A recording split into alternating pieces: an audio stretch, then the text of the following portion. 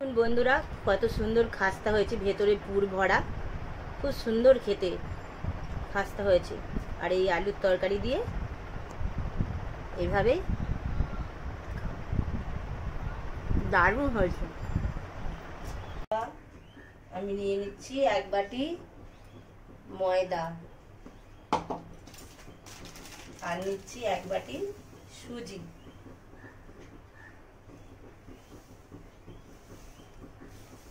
এক বাটি নিচ্ছি সুজি।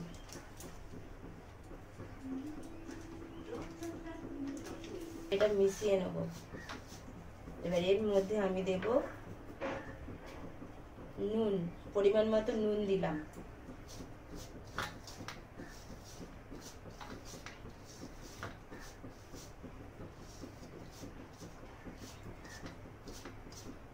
আর দিলাম সাদা তেল ময়ামে।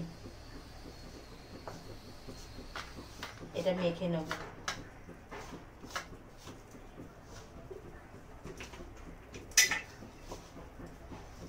এটা মেখে আমি এটা 10 মিনিটের জন্য রেখে দেবো।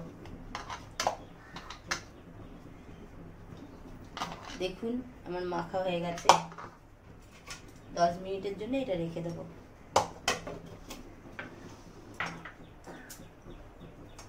এবার আমি আলুর তরকারি করে নেব।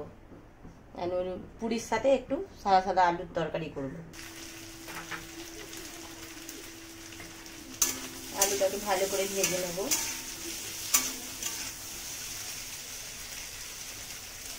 এই কালো জিরে দিয়ে আলু চচ্চড়িটা বানালে দারুণ লাগে খেতে। আমাদের বাড়ির লোকেরও খুব পছন্দ।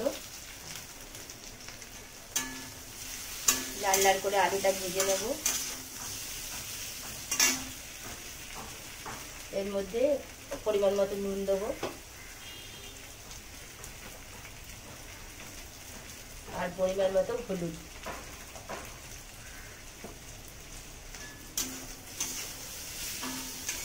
ভালো করে নেড়ে নেব। এর মধ্যে একটা টমেটো দিয়ে দেবো।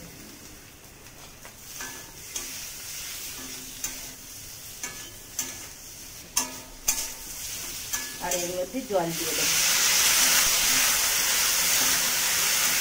এবার এটাকে আমি ঢেকে দেবো 5 মিনিটের জন্য। A few moments later. এবার আমি আলুর পুরটা তৈরি করে নেব। পুরিতে দেওয়ার জন্য জিরে লঙ্কা ভেজে রেখেছিলাম, জিরে লঙ্কাটা গুঁড়িয়ে নেব।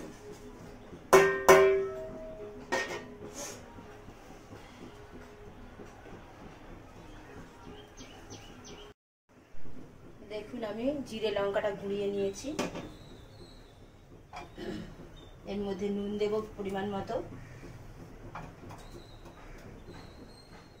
আর একটু ধনেপাতা কুচি দেবো আলুর পুরটা বানানোর জন্য। আর এই যে আলু সিদ্ধ করে নিয়েছিলাম,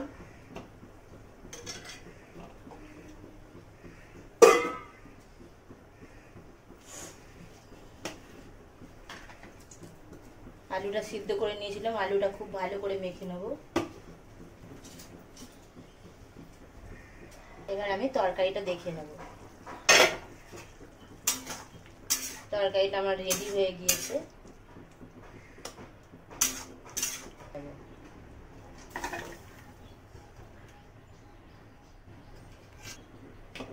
এবার আমি দেখে নেব। দেখুন এটা আমার মাখাটা কত সুন্দর নরম হয়ে গিয়েছে।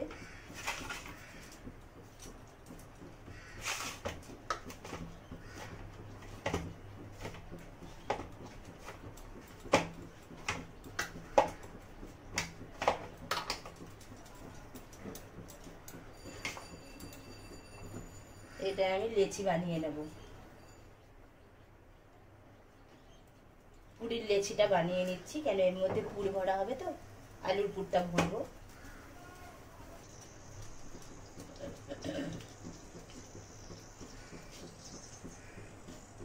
যে আলুর পুরটা আমি ভরে নিচ্ছি।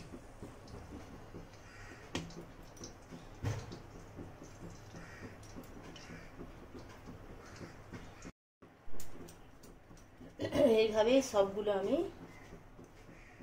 ভরে নেব। দেখুন সবগুলো আমার রেডি হয়ে গিয়েছে। এবার এটাকে আমি বেলে নেব।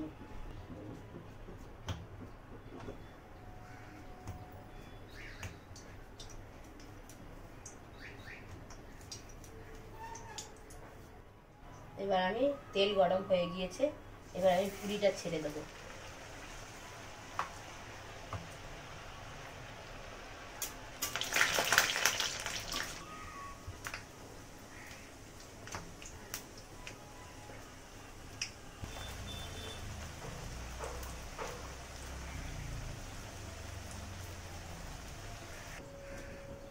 দেখুন বন্ধুরা, আমার তৈরি হয়ে গেল সুজির পুরি আর আলুর তরকারি।